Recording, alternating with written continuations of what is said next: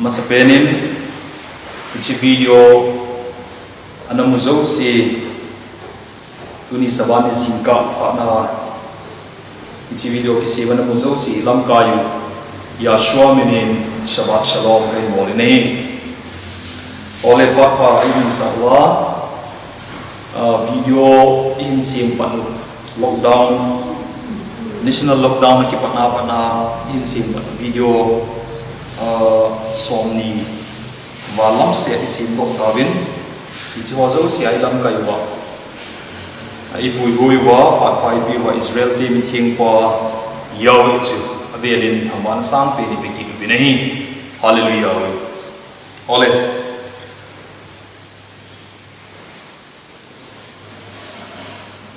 e hola ki hilna thang bi ti dang thu se dan thang bi chu e ho thu hun tha cha te ki te na tha cha te hi ve ti hi ai thang bi in ta san cha te ho hi hi ma hi tu ni huwa hi i se no mu chu hi chi ki te na tha ki ti hi bi ham ti hi ai in ki te na ki ti pa hi thu hun ki ti pa hi testament covenant ki ti hi bi ham ti them khat iti amasa uma iti anina uma iti aluyu ma iti atha hum ham ti ka hoi them phat se tin achong thei lamin ti hi lungel a hi in ole amasa pe na heading in covenant kiti hi Hebrew achun brit ti nei brit akiti in ichi brit kiti chu mihim khat le mihim khat ka kitip na ai lo le lewan sim wa yaw le mihim te ka kitip na ti na ahi in brit kiti ho hi kiti hi ichi chu le dan chu covenant te akile no mean testament te akile no mean English pause nga zong e pause zong kitip na te ise na zong o mean ahi do le thulhun te ise na zong o mean ai bi chu ako chu tha khat he tin lat di hi ti win hi chi a literal meaning lam chu tuni hin ha se da jing hi ti win hi chi kitep na hi ngi ana umin yawe le ami Israel te ka yawe le asim sa mi him te ho na anam fen tum ama mi hi dinga acha hi dinga vanole si na a het kha nam te hi dinga na fen tum te ho to ana kitep na khat ana umin hichikitip na chu koite to na bol ham te a hile amos thim gau bungthum amos thim gau amosia bungthum chang ni na isima hile Israel hinga leisit chunga in ko hola ka het kha nang bu na hi Israel ti na hi leisit chunga family hola het kha Israel bu hi amo so kitip na na si me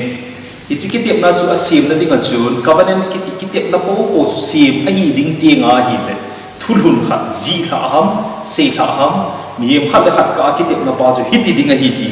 ki ho la na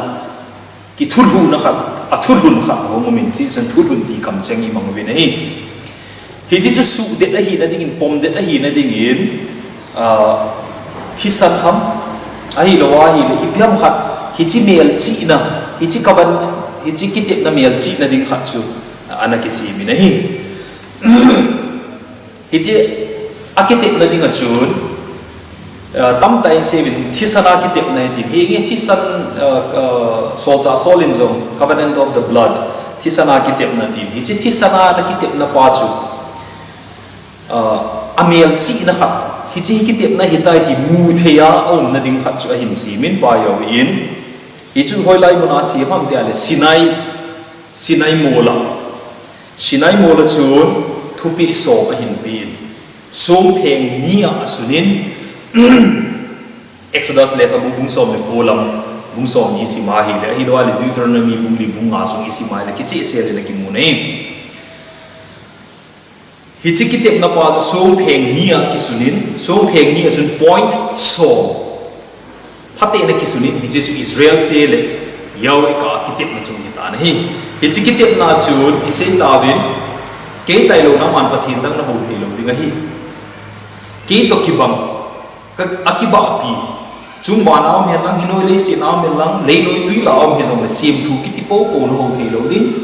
sim zong na ki sim thei lo ding ama sa ha zong bo khuma chi bai na bol thei lo ding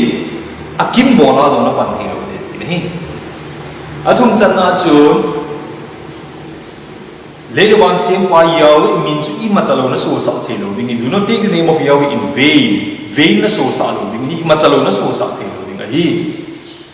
ali chan na chun kasabat ni kuna ni thing tho de ti ni anga chan na chun nanu na pa za bolin tol than hi in gut sa hi in zon bol hi in het to sa di lo in bang hi in heng na kom ne lam thang sit dan ti hol hi chi api ho si chu hi chi thulhun hi chi kitep na thulhun chu ni ta na hi ole hi zilam chu I het sao I koi hi ti win hi chan chun sei hi ti I sei no mu chu thulhun tha hung lu dan pa hi he phat se le ti hi vin hi ole phat hung chi in hi chi api chu sinai mula an api pa chu hung chi to win kanan gam hung lu win kanan muna hopi a hin sa kanan gama lengam thu pi ta hung dinu win hi chi lai muna chun yawe ho na ding in ho bu zong hin lam win hi chi lai muna chun tua iseyu kitep na pa chu thing hong sung in a hin ko in ji chu ark of the covenant kitep na thing hong iti bin hin hi chi kitep na thing hong sunga chun tua ise yu so pheng ni chu ana umin manato aron tiengol to hi cheng si chu thing hong khat sunga ako yu bin hi chi chu yawe ho bu yawe howina mun thing chungnunga ana ko yu bin hin yawe howin chu mi pi ki khop na mun omin hi chi ba na chun ilu na hi le mun thing omin mun thing ba na chun mun thing chungnung omin hi hi chi mun thing chungnung a chun kum khana khat be bo se the bu chungnung alu the ti akisuni na hi hi chi lai mun thing chungnung khode sa khode sim a thing la azom thing chungnung sanctum sanctorum ki ti na mun a chun hi chi thulhum chu abomin omin hi chi thulhum bom chu ki koi na hi ark of the covenant ki ti chu ole hi chi chu ahum chi to wen hi le hi chi hobu leng Solomon in analam pa chu su si nu ngomin ama sa pen in Babylon te na hin su si win hi chi zo nu nga chun avelin su si nu ki in rom te kuna hi chi thu si mo dong tu nin sei so zo ku hi ti win ole hi tia chu su si na hom pa na chun hi chi ark of the covenant zong chom ta po nei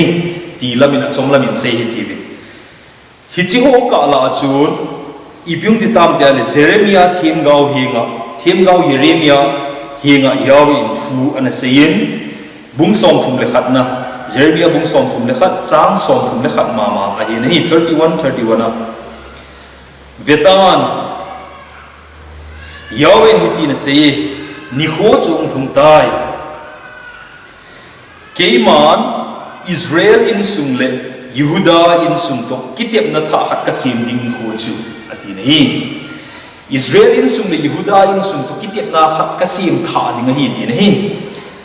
hi chi sim tha ding kitep na pa hi Jeremiah thim gau hang lai pe a chu pa yo in ana sei sa Jeremiah kam manga ana sei ta nei hi chi chu to iseyu to ichoyu ti zo de ham New Testament le khabu ahum ma hi tha khat thua phulo hello wa hum ki pan a hi po in BC ti dam BCE Mesia pin masang kum zagup le som thum ti la dunga chu gum chu zagup le som thum ti ka la chu hi chi thu hi anong tai Yashua pin masang kum zagup masang pi a chu kitep na tha asim ding hi yaw thim gau Jeremiah kama ana sei tai ti mu bi na hi ole hi chi kitep na tha asim ding chu award pa hi I hai min lo diu ka no ma in Israel in sung le Yehuda in sung do kitep na tha khat ka sim ding ai ti nei hi chi pa hungui hun na ding a chu ibyung ti tam ti a hi le hi chi asim ding pa chu anoya asim ding dan pa chu anoya hin sein I di sim ding ham ti a hi le apu apa teu yenga kitep na khat kana sima akhu wa kana tu a Egypt kama ko na kana pui do la ya kitep na tabang chu hi lo di hitai ti nei na hi chi kitep na lui pa tabang chu lo di kitep na tha khat azab chum khat kitep na khat ka sim kha ding ati pa chu iti hung thunam ti hi amasa a sinai mola na pi achun som pheng an sunin hi chi som pheng a ki sun pa chu thulhung boma thingkhong thulhung thingkhong sunga ana koi win hi che na koi pa zo hobu kha sawin physically practically ti dam na ayon howin hi sa ta bang win ana sawin sung sunga koi win hi che chu kitep na mel chi na witness in ana ding na hi asa hi na no min hi hi la hi chi ta bang chu hi lo di ta ye ti ni hi chi ta bang chu hi ta lo ding kitep na khat ka sim tha ding hi ti hi chi kitep na tha ain sim chu iti ain sim am ti ali iti hung hunam ta hi le athu hi akala hi se ti tam taw ni hin la tu ya hi age hi va the na ding chun a chom lam lam se hi ti bin tam zo chom kan hi ti bin a koi mo lai koi mo isa lai go se hi ti bin tu lai khang hin koi ma cha thu se sao ko koi man pa cha pu bin hi ji chun a chom lam the pe nai se ti na ding bin so cha te na se acts of the puzzles bungni na hitina se nahi bulhing se na sabot ni ko chu pentecost ni ko chu ong dun panin ama ho chu lungki to tai mun khanin anom khom vi nahi chu ti chun khat thu in hui pi ha ta nung bangin aki khop naw in sung chu a hin bu dim tan chu ti chun me kong bangin pau het lo pau za chum alawa hung chu ta nahi amimal chu hung chu ta nahi chu ti chun ama bo chu hagau thing pi na hung ta ve nahi hi che hagau thing pi a ho hung hi iti da na chu hi chi langa covenant ki pe ma sa chu ki compare the hami ti a hi le hi chi so cha te na se te bung ni na sung isi ma hi le hi chi ni ho chu thupi ta in hagau thing aki khop naw in sung ana thunge ti I moving ole hi chi thu I ga se musam iti da na chu hi chi lai mu na chu ki khom ham ti a hi le yashua hi chi ban we le isi na hi ahin na ata sa hin na la pa nga hom ding he pha na hin ase zui ho ko ma thu na vai tha in ji so wa chun amazon khaili hom ma ta na hi ai le cha khaili om na wa chun I bitam tia hi le hom na chun ki pa du pa yakhanan john bung som le li na isima hi le john bung som le li na chang som ni le gu ma chun ya shwan ase zui ho vai tha in thagau thing na ho khamon sa ding thagau thing ke ma mina kapa in a hin so ling chu hi chi chu hum ti ngai le thil zo sin hil thim ta win ti hi thu ana pi na hi hi chi chun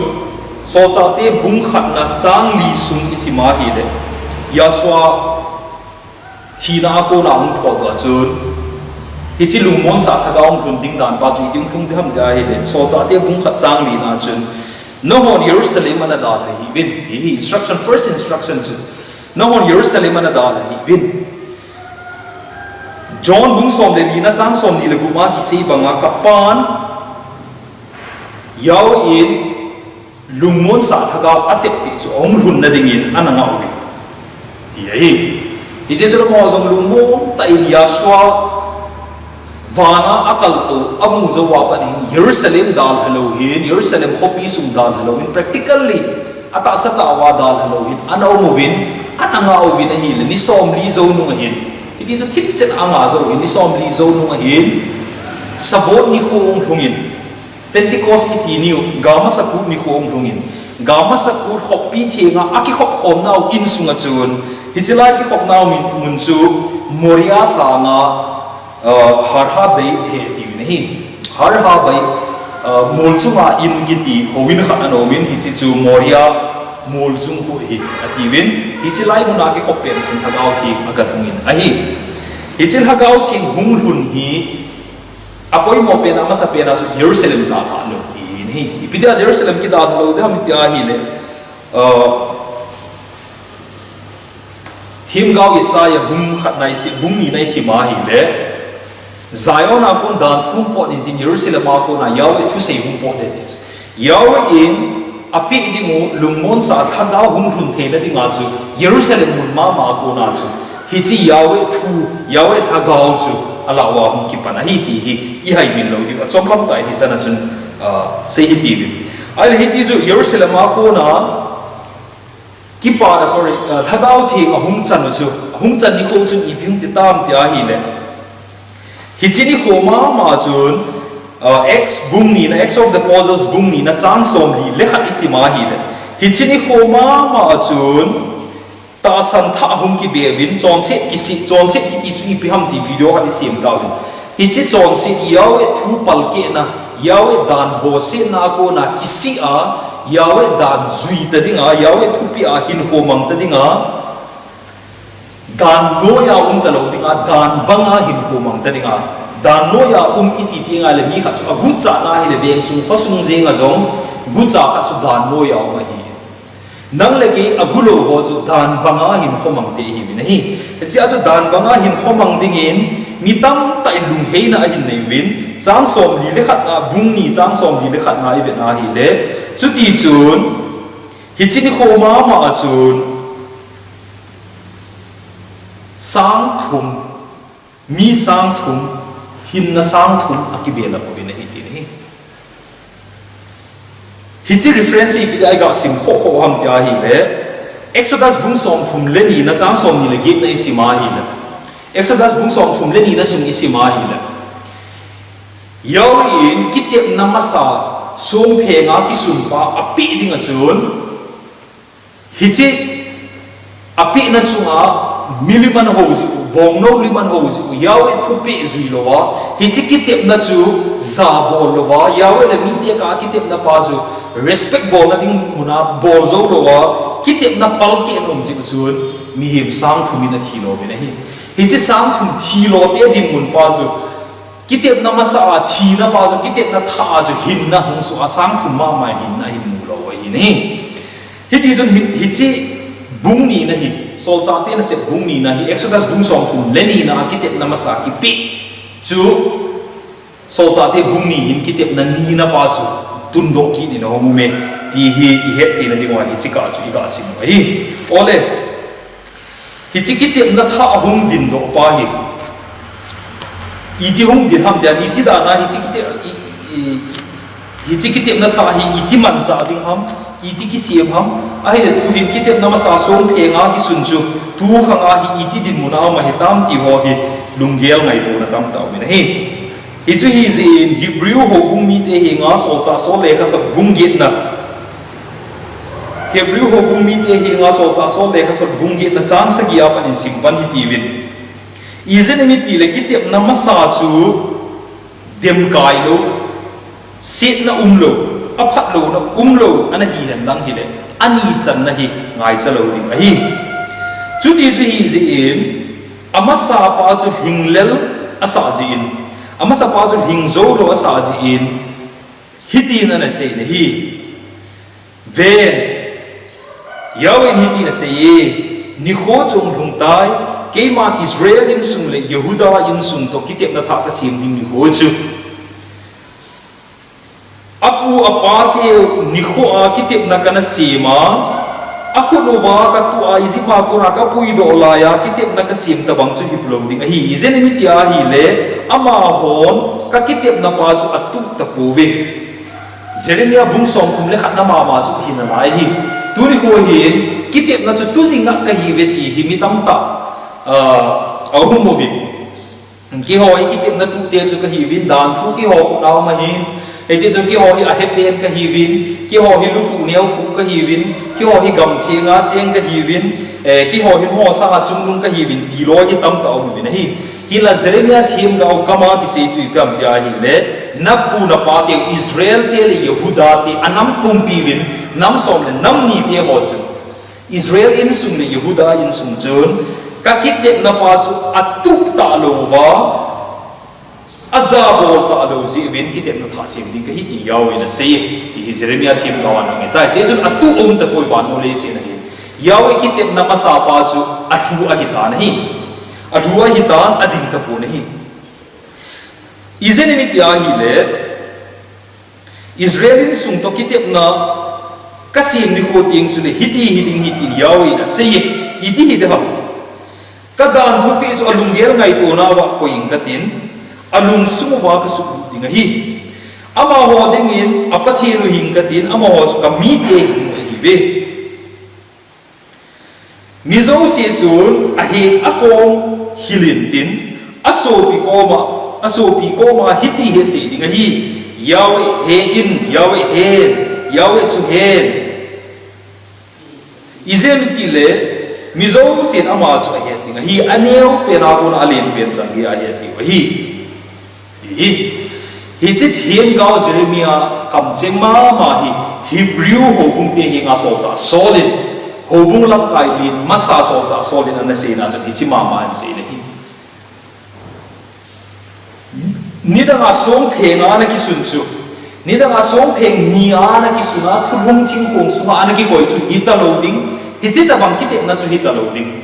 ida bang ki te na idam ta le hi chi ki te na pa chu asong jong manga hita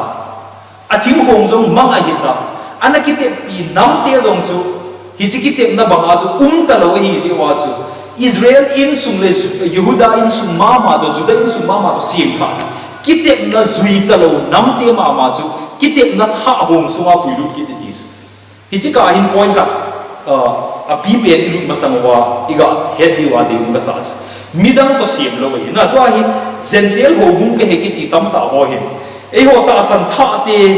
kitep na tha hong sunga ta san te hi ve ti mi tam ta ki hil na hi Israel to kitep na pa jo sumang tan zentel to kitep na tha sim tai di su no ani poi so bi de ho zentel to kitep na tha ka sim de ti Bible chang mun khat chang pu na hi statement mun khat cha jo ma zentel to yawe in kitep na tha sim poi vanole se nam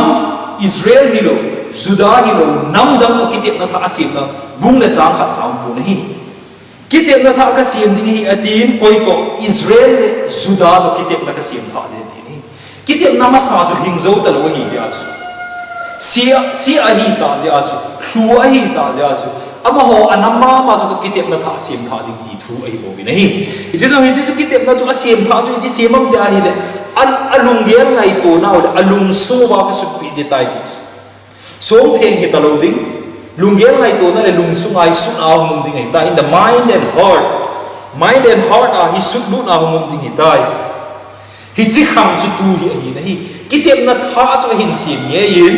abulai se bang chun thisan pang lovin kitep nom thelo hi je chun nidanga kel moi no thisana bom toi thisana ki thoina pa chu ya so thisan in bom do tha kalwaria khat deya dingin hi che kitep na tha thisan chu hung longin so cha so in se bangin chu di chun kitep na tha hum sumai lu lu ni hi che kitep na tha hum sunga lu te chu koi te hidam le zentel hidam ai the pu nida nga chun zentel na hinangi nida nga chun kol zong na hingkati nida nga chun vai zong na hingkati nida nga chun he kha lo nam te zong ni khang kate hi zong le kitep na hong sunga ka lu te ngai le koi te kitep na ham Israel le Yehuda kitep na chun na kai tai ti hi hai min lo di hi che chun Israel hi na Israel la azo Juda phum lun hi na pa chu yaswa thi sanza la ki chang ai ni ole hiti chun hi chi kitep na tha chu ke man sim thai in katina ti bangin sim thai lo min lung sung wa su lu nin homomen hi chi lung sung wa su lu na homum chu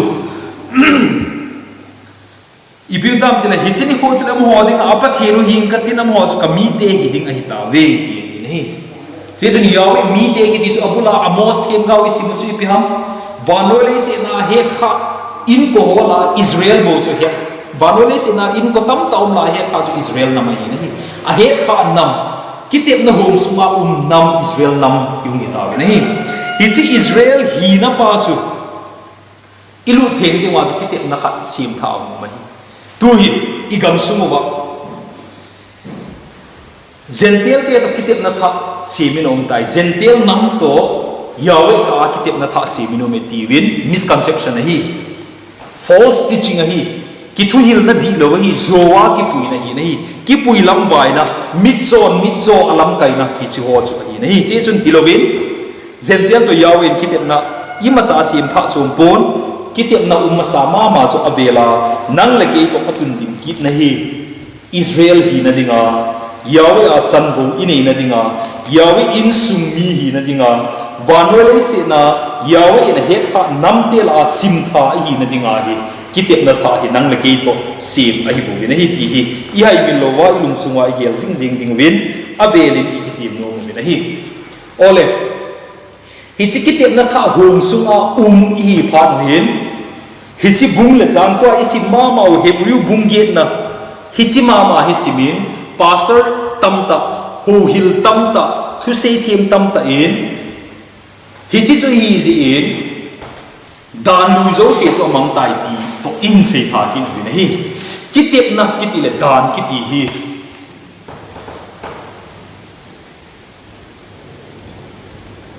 ego thu sei dan ta le amela hi amai la hi ki gam ha hi ti hi I hai no diu ko no mi nahi Bible so hi ilahi lu thakhat dana I gelu tam ta umin thakhat hilu tam ta I he thim lo mi nahi ama sa pening thupi ki ti umin commandment mitzvot ki ti thupi ki ti umin hi chi thupi chu bulhing sela mi pi na he the na ding le azui the na ding in dana ki pi nahi hi chu torah ki ti nahi commandment umin commandment bana chun commandment noi do ding in dana mi nahi Yahweh dan pa chu zui hi the na ding in thim pudan hum ki nahi Levitical laws Levitical thim pudan ti ho chu ki thoi ding dan ho ahi noi le gam sunga kanan gama achien lai wa aman cha dingu kanan gam thing Yahweh ho bu namun Yahweh thu hung bom namun nagama man ding thu tam ta Levi ho thim put na noi ana ki sunin hi chu Levitical laws akitin hi chu ho dan noi do ding in athum chan na o mi nahi hi chi Levitical laws ti ho la hin thim pu dan ti ho la hin tulaya scholar ho ha se ma mau Mosaic law ati Mose dan ti ho zong hi chi bracket sunga chu hi chi hope sunga chu ma hi nahi ole hi chi ho zo se chu hi chi ho zo se chu dan chung chang chu hi dan ki tip no min sorry thupi o min thupi noi do ding in dan api in dan Yahweh dan noi do ding in Mose dan ti thim pu dan ti ho hi anoi do ding in apoi ki nahi Hebrew le ka bu sung isima hi le to isim na ma chu Hebrew bung ge na chu anoi isim su a hi le hi chi a chun hitin a se ye hi chi ki tep na tha hin ama sa zo chu alui satan ate satan hat lo le hing zo lo vin sim dan tun wang hi chi alui su avoi ha aha talo athi ding ko na hi si chun amang ding ko na hi ta ya bi nahi amang ding ko na hi ta ti nahi hi chui piam tia hi le to ai se naw la chun hi chi covenant khat hung din the na dinga chun to ai se masa chu dan hum dan ni masa pen thupi umin thupi noi do ding in dan Yahweh dan umin Yahweh dan le thupi ho adin the na ding in thim tu te adinga dan ki pio mi nahi hi chi ho hi mi him dan hi bo ina thum chan na pa hi Levitical laws ki ti mi him dan hi nahi amasa Yahweh kama ko na thu ki se ya Yahweh ku na ki sum thupi hi long lo thupi hi nahi dan jong ai pui chi commandment hi nahi hi chi noi do chun dan ho min Torah ki ti min Yahweh kam su ma hi hi chi noi do ki na chun thiem pu te hon hi chi dan ho zui hi the na dinga thupi anani Israel te la Mose le Aharon in thupi ana pi ho au mi nahi hi chi ho se chu alui ta e dis thiem pu ki he le toi sim na ban chu isim su ki na hi le Hebrew toi sim na bung gi na hi in bung ko bung som le khat phatai sima hi le hi chi thiem pu chu thiem pu ki vai pu chung cha phat ga zep ta diu de chi ka hi Israel nam som le nam ni la hin Levi hi thiem pu nam ding in Yahweh na lengen Levi zo si chu thiem pu hi di pon Levi ho la chun thiem pu ding a theng vi na hi Levi ho la chun thiem pu ding a theng vi hi chi thiem pu Levi thiem pu te ho la chun thiem pu chung nung ding khat a theng vi hi chi thiem pu chung nung pa Kohen ha gadol ki ti nahi Kohen ha gadol no ye chun Kohen nim ho thiem pu dang ho chung vi nahi hi chi Kohen ha gadol chun asantai ti ale ko henim se se chu asan abol liu in din avom tai ti ti ngai le avom abol liu e ti na hi amo dinga anubo ase mu chu thiam pu chung nu hi Hebrew le ka bu bung som le khan in sorry bung ko bung som le khan in phatai hi lu chu pham te a hi le hi chi thiam pu chung nu chu ki khela hi tai dis hi chi thiam pu chung nu ko hen ha gadol chu ki khelin chu ko ham te ani Yashua Mesia chu hi tai dis Mesia thiam pu chung nu hi na chu ki po a hi ta ve ti a hi le the Levitical priesthood system chu Levi thiam pu na system pa chu ki khela che chun dan thu sorry thiam pu ki khela dan thu ki khela dis hi che chun thiam pu ki khela dan thu ki khela koi thiam pu no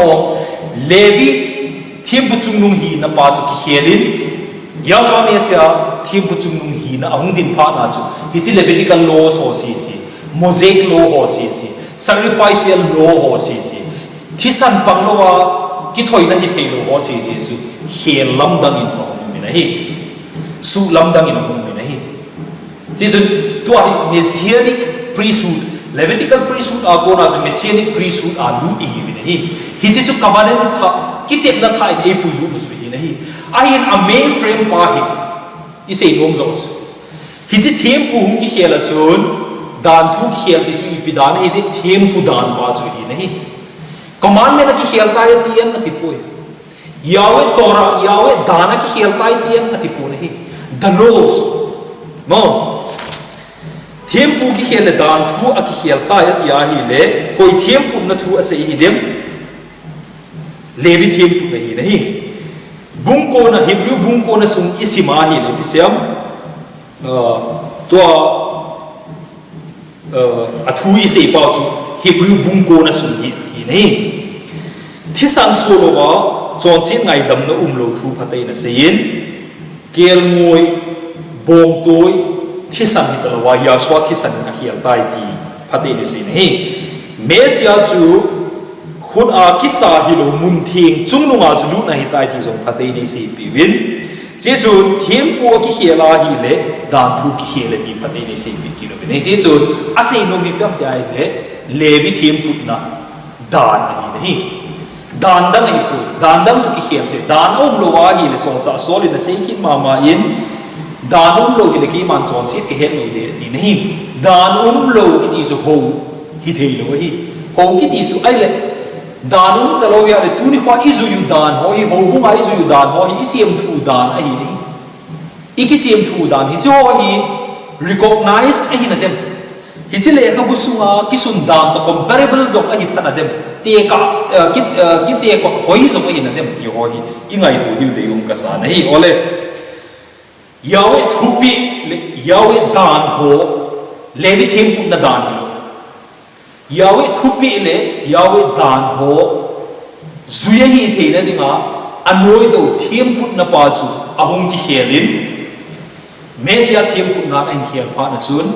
tu ni hwa hi Mesia them pu no ya Levitical priesthood pa chu messianic priesthood na kalso ai le ti hi ai mi lo diu de yum ka sa nei ahin a covenant pa ahung ki khel se a chu hi chu ki khela hi in athu pe le adan thu pa chu ki khel thei lo hi ichi chu covenant a ki khele thul hum a ki khele kitep na a ki khele ka no me ahi ta chu renewed translation I renewed the translation manding hele kilom ta hi ni la new ti manguven chong sa se poi ti te tu ni foi aki hel ta hi le kitep na pa ni da nga sum phenga ki sun chu mi hing lung sunga ku su de tai ti bo chu a hel hi Israel sum le su da in sum to kitep na sim ning jong a hel poi a thu hi ma cha hel lung po le a hel chu ni da nga sum phenga ki sun chu hi to lo wa lung sunga ki sun de ti bo se chu hel hi I pham lung sunga ki sun bi I pijom lung sunga su dis dan zo si amang tai thupi zo si amang tai ti zom lung sunga su dinga tis ai poi so pite ho lung sunga su di chu ni danga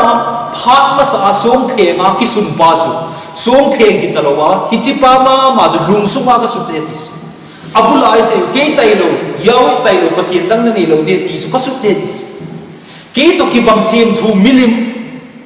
Vanoni senin pathian dinga asim thu ama pawa pathian he dia asim thu ho na ho lo ding he ti su alung su ba ka su pi de tis ke kamin I machalo na so sa lo ding hi vanole se na mi he min nang ma de banga kamin hi mo se na so sa lo ding hi tin na lung sungwa ka su pi de dis kasaban ni ho ke mal ka mi de ka dinga ton so mel chi na dinga ka koi for a perpetual covenant abe the talo kitep na dinga ka koi su na lung sungwa ka su pi de dis na luna pa za bonin lung sunga ka su de dol than hi in lung sunga ka su de gutsa hi in lung sunga ka su de zon bol hi in lung sunga ka su de hi he to sa di lo in pang hi lung sunga ka su de hi na he na kom ne lam thang si dan lung sunga ka su de hi hi chu ho chu hi lung sunga su atha su ko tu ni ko hi ki dong hi ti ve hi chi video mai zo si I piam lung sunga atha su chu ki tem na tha lung sunga su ni chu asu ma sa chu I piam ke atha aka su de tile alui chu I piam alui chu thu pi so ma chu Yesu pi te ho hi chi thu pi so ma chu I lung sunga hi su lu nau ma hinam som la chu nga ham bo I dei ham som la chu gup chan bo chu I pom thei ham som la chu abon sa ke ya I pom ngam hinam vanoi le se na hi chi ta san na hong sunga om ke ki ti hola hin zala som ko le ko hin 99% ta san cha ke ki ti hola hin hi chi thupi som lung sunga ki sun hola hin gup bo I pomuvit zui zong I zui po vi I pomuvit so phe ni la khat zo a ki sun gup bo su I zui hi ama sa li ho hi se kon se zang I thovin I se mang vin Yahweh tailo Israel ti isi ma ko na puido pa Yahweh tailo pathin dang ho India ine e ma pa wa ki siam thu win pathin yo ni ai ne ho lai ta chu kitip na tha hong sunga hu hing cha te hi na ho lai ta chu kitip na tha hong sunga mi le hi chu chu ilung sunga om ding do le siam thu milim ho hi na tin I siam thu win hi I ka bo wa I siam hi pathin hi e hon I sa hi chi hi le phan te ja committee I to wa lam kai ma sa ho pathin ta san ma sa I ti ho pastor ma sa ho reverend ma sa ho ato to ho ma amin di hi chi hi phan te ja isa thu I sim thu I ho hi mili bo hi ni Yahweh min I ma chalo so sa hi dis mo lam hi dis mo in lam hi in ti hi mo iso diam ta chu ai mo se I ma chao lo ako be hi to pa ma pa ki ti ho in lighthouse Susanpura lighthouse a khel zo lo hi pakai pathin ki ti hin kam pok pi khel lo hi hi chi ta bang bet seu local pathin khat I si ko ni hi universal hiding pa chu vanoli se lo so a hu hing na thu hin poding pa chu local pathin khat I so win I ho pau ko si a ho thi pau da ni he pi ta lo hi chi ta bang bet seu chu I so win mo I so win ai ke ma le ka mi te ka dinga ton so mel chi na exodus bung som thum le khat na I si ma hi le chang som thum le khat a pa na ke ma le ka mi te ka dinga ton so mel chi na ti ton so ki ti su be tam to ai a be thei ta lo ka mi te le ka mel chi na ti a be thei lo su be tam ka ti to ai a be poi so be te ho tu khana a be lo ke se hi lo wa I masanga hung ki tung ding leng ka ma zong I masanga hung ding me sia leng kam je nga zong sabat ni ko kinit na lai ding hi hi su koi cha ni su mang bi ngam hi chi ho chu ina sa ko bin I lung su wa kitip na tha alu nai poi so be te ho kitip na tha hong su wa nai lo hi ni kitip na tha hong su wa yum ting wa ni cho chu I lung su wa ki su ding hi hi chi ni ho chu le mi khat ina ye nga kom ko ma Yahweh ta sanin Yahweh gingin Yahweh bo si amin hi na sei pi the yu ti I sei the lo ni to hi ti chi chon kitep na hong su kitep na tha hong su nga lu ta na ding a chon hi chi chu lung su nga ki su mai hi ti lu kitep na kiti hi covenant kiti hi amasa ye sinai mola na ki pi in som phe na ki sunin abuling zo pon amang ding bon he ti ni silai tang hin tu khang hin ba hi chi dim mun chu pum be na be tai ki de na ka sei hi ki sei hi no mai the ka ta sa nei a hi mi ni na ka mo ja ka sei ka fa na pa ni ma de ni tuhin athak no monga song pheng hitalo lungsunga ang gisunta lungsunga kisukha hi hichi kisuna lungchu na hinam hichi tabang chu nangma lungsunga kisuna hinam thupi som chu hichi kitep na thupi som Israel tele yawe ka adinga kitep na miel chi na witness chu na lungsunga kisuna makisut lo wai kitep na hong sunga lo wai ni hichi nei te chu pe he kiti loi khat om ki do bit ali alam ta hichoro chu anei te ka hi ve tin hila izowa ising na Jeremia bung som thum le khat na chun phate ni sein ama ho chu ka kitep na ki chai ta ni izen der ka kitep na mo na tu ta po ve hichi nam te chu apin amova athisanwa Israel hiya Yehuda ka he kiti ho chun bo ta povin amo ta kitep na pa chu amang dai dis na Jeremia bung som thum le khat na sungi si mai amang dai dis abitai kitip na khat sim pha di kis hichi chu hichi anamang sa kitip na be sanu nam te ma ma so sim pha kinin hichi a chu na khat dei chu ni se tawin sarmun masapen chu so cha solin efisa ho bung te hi nga le kha thot asei na bumi na pansana ise isu nidanga gam ata umte su tuini aswa zala nai cha hi tawin Israel in sumi mithing te ho to khole tui hi na khat chang kho ma hi tawin ti se ni ji chu phate na nai phau te hi chika la chu he thial kha wa hi le je jon tuni huwa ikitim naw tuni huwa Ethiopia chu pem te kitep na hom sunga lu chu ke te kitep na tha hom sunga ilu lo wa le ton so hin na imu lo bi wa hi chi kitep na tha chu koi te ko ma pi au ham Israel to Yehuda ko ma pi au ma hi chi kitep na tha chu hoi lai na pi au ma ham lung sunga pi au ma hi dai chi kitep na tha chu i pi ham ama sama ma chu si tha au ma hi kitep na covenant tha